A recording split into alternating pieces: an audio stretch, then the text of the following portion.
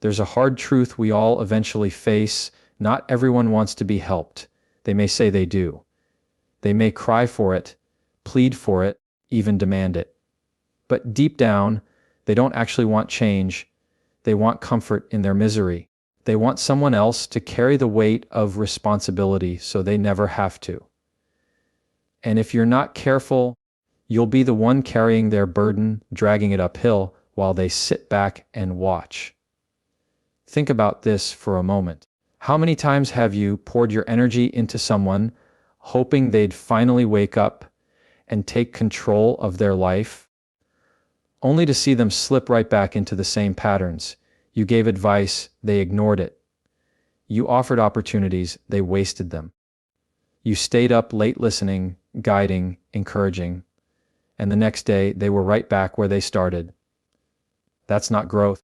That's not progress. That's dependency. And here's the psychological trap.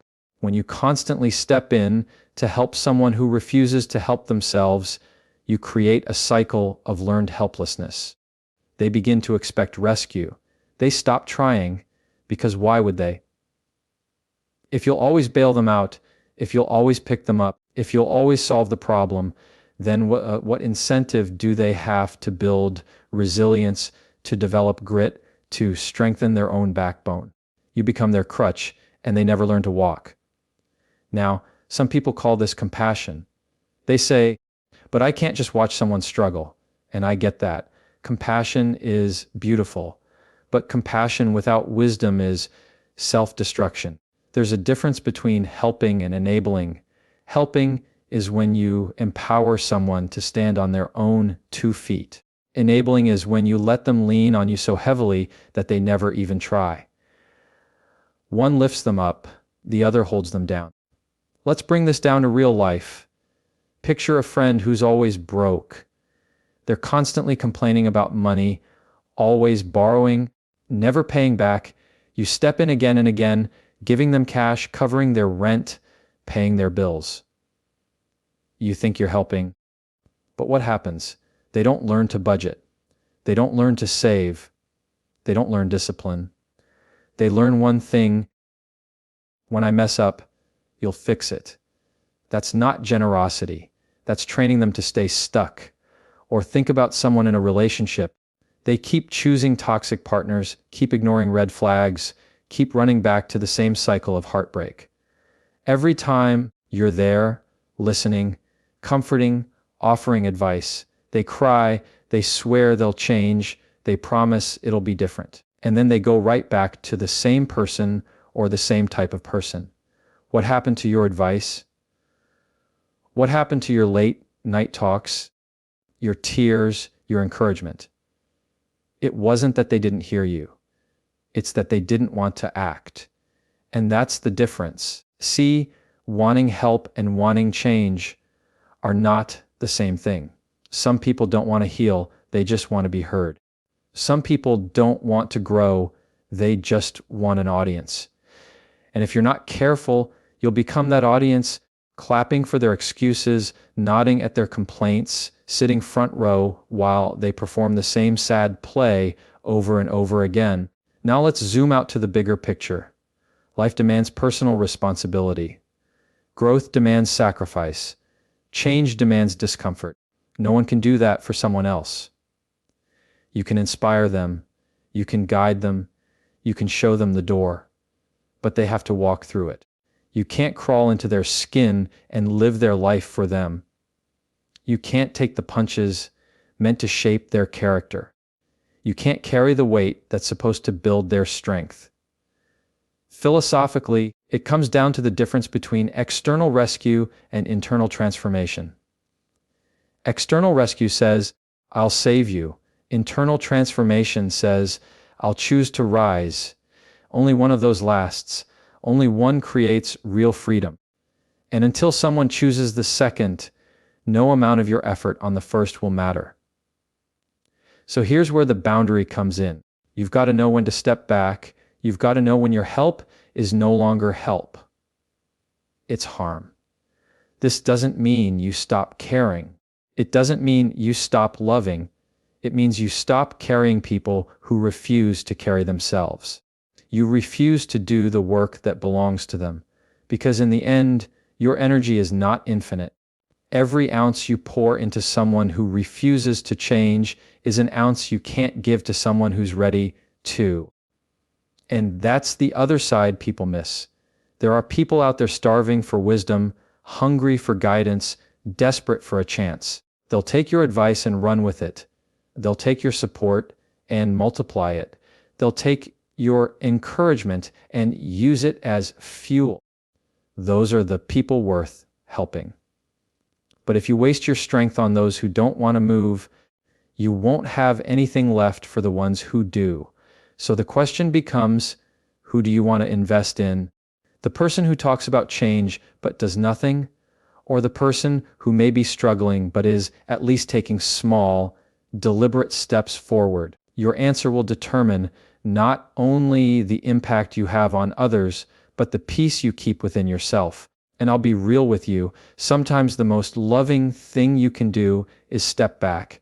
Sometimes the greatest act of help is refusing to help, because when you step back, you allow reality to do its work. You allow consequences to teach lessons you could never teach with words.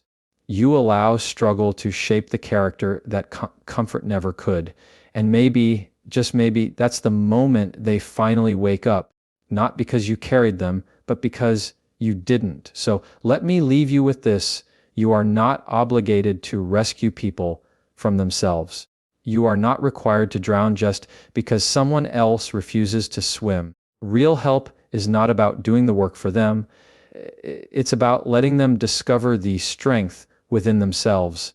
If they won't even take the first step, your job isn't to carry them, it's to let them face the weight of their own choices. And in that space, maybe finally they'll find the will to rise. There's a different kind of person you should never help, and this one is even more dangerous to your well-being.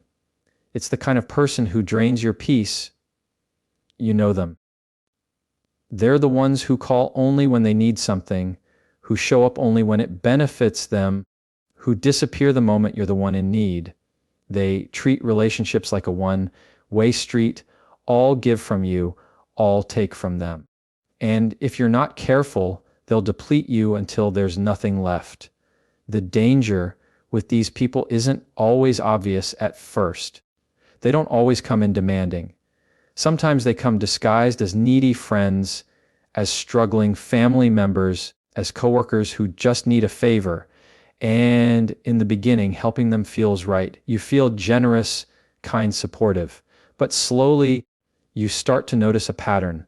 Every conversation circles back to their problems. Every request takes more time, more energy, more of your spirit. And when the roles reverse, when you're the one looking for understanding or support, they're suddenly unavailable, too busy, too tired, too uninterested. This is where you have to pause and recognize the cost, because your peace, your clarity, your emotional stability, those are not endless resources. They are finite. And every time you give them away to someone who only takes, you move closer to empty. You lose focus, you lose motivation, you lose the stillness that allows you to function at your best. And the irony is, the very people you're trying to help will not thank you for it. They'll expect it. They'll see your giving not as a gift, but as their entitlement. Let's look deeper at why this matters. Peace is not just a nice word. It's the foundation of your mental health. Without peace, your thoughts scatter, your decisions weaken, your boundaries collapse. You live reactive instead of intentional, pulled in every direction by the loudest voice demanding your attention. And when someone keeps draining that peace, they're not just taking your time, they're dismantling the very ground you stand on. Psychologically, this ties into the concept of energy vampires. These are people who feed on the attention, sympathy, and emotional labor of others. They thrive on your reaction, on your willingness to drop everything for them. And the more you give, the more they take. Not because they're bad people necessarily, but because you've taught them they can.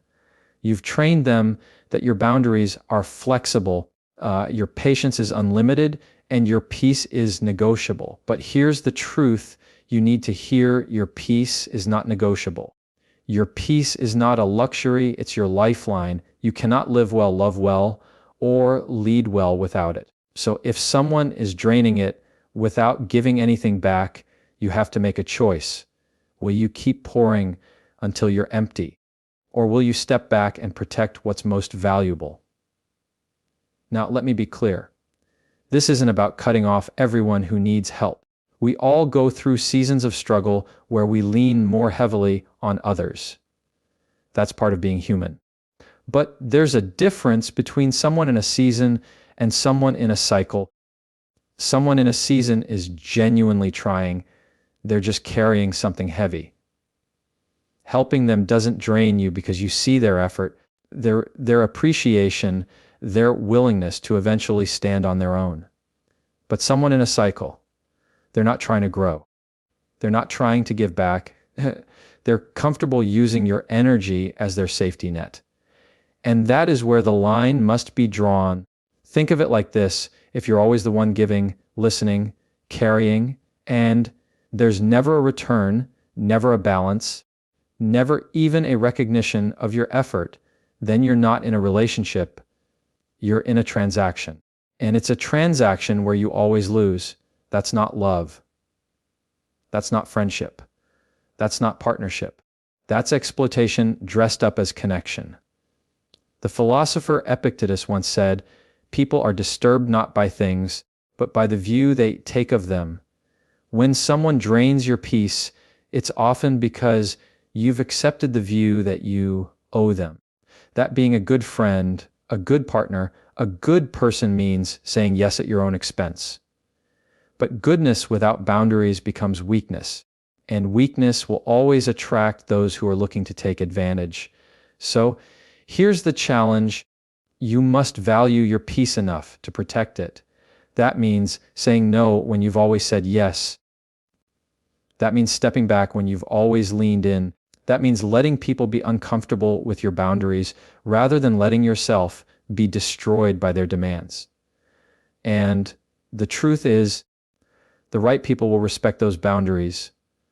The wrong ones will resent them, and that alone will tell you everything you need to know about who deserves your energy. Ask yourself, who in your life leaves you lighter after a conversation, and who leaves you heavier? Who lifts you and who drains you? Who values your presence and who simply uses it? Those answers are not just observations, they're directions. They tell you where to lean in and where to pull back.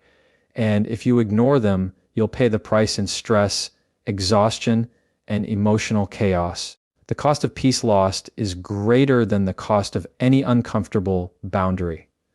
Protecting your peace may disappoint someone else, but sacrificing it will eventually destroy you. And when you're destroyed, what good can you be to anyone? What help can you offer? What love can you give? Protecting your peace is not selfish. It's strategic. It's the only way you can keep showing up for the people who truly